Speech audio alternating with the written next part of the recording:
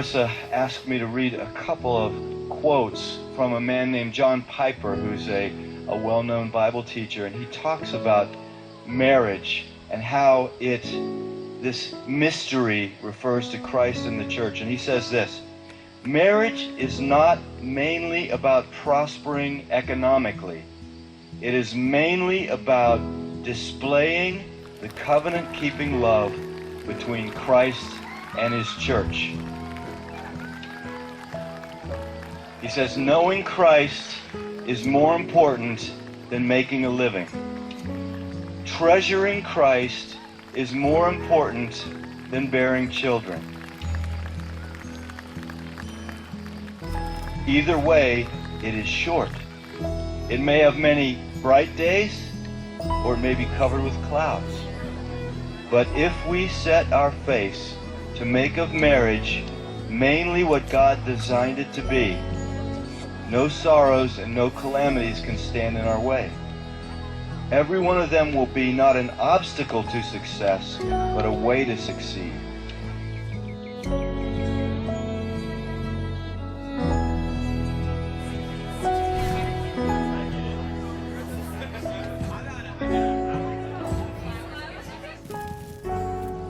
The beauty of the covenant-keeping love between Christ and his church shines brightest when nothing but Christ can sustain it.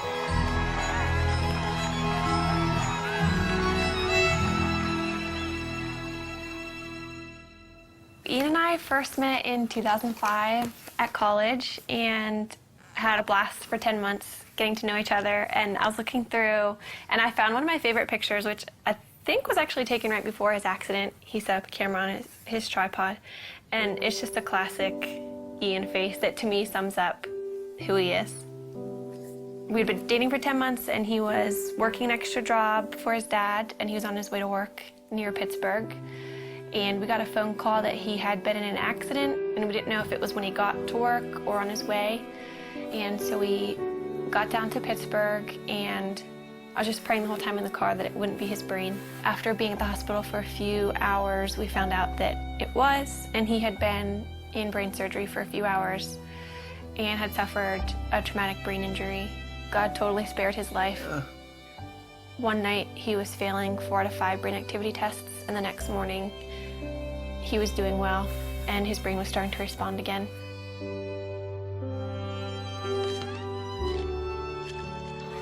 I moved in with his family after the accident, so I was really involved in his therapy and just did whatever I could to make his life fun. We'd go out on dates, and looking back, it's weird because he couldn't talk and he couldn't eat. So we probably looked like complete weirdos being on dates, but we had a blast, and I just talked to him all the time. I knew that before Ian's accident, he was very serious about marriage and was ring shopping, so I knew where he was, and that helped me so much. After he couldn't talk, I knew that he loved me, and I knew where he wanted the relationship to go because we were dating very intentionally. We just prayed that marriage would someday happen and watched all of our friends get married and start having families. That was challenging, but we just tried to hold out hope that that would be us someday.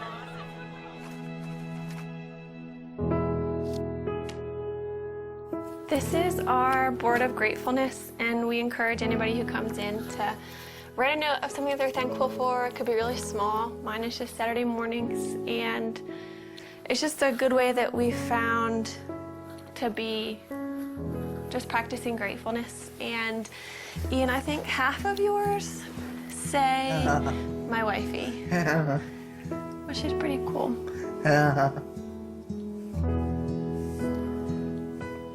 We decided that we couldn't really consider marriage as an option until Ian was able to communicate. But if he could communicate with me, then we could have a marriage, knowing it would be really different.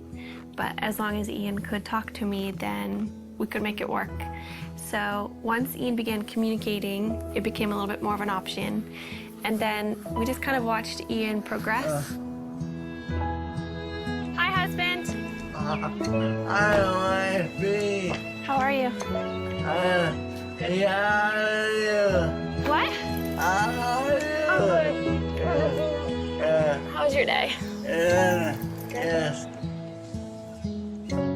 A conversation I had with his dad, it was one of those conversations where I realized this could happen. Then that August, his dad was diagnosed with brain cancer. And at that point, his dad's biggest concern was Ian and I, and whether or not we were going to get married or step away from our relationship. He wanted us to make a decision to move our lives in some direction.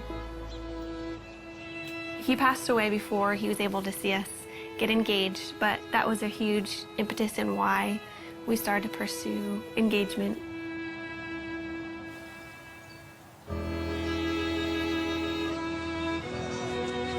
Throughout premarital counseling, we just used this momentary marriage.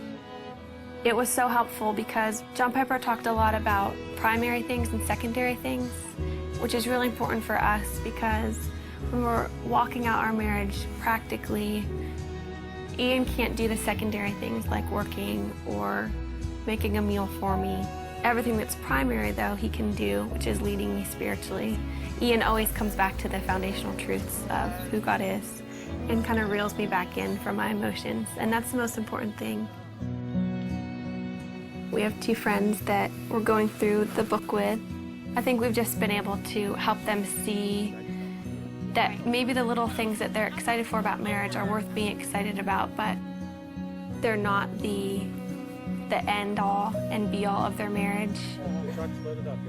But we also have so much to learn, and we're learning from them and things that they share because our relationships are different and we can glean different things from each other. I think what helped us in deciding to make this commitment to each other, at least for me, is knowing that Ian wouldn't have left me if the roles were reversed, and that we love each other and we know that God's going to be faithful to our marriage.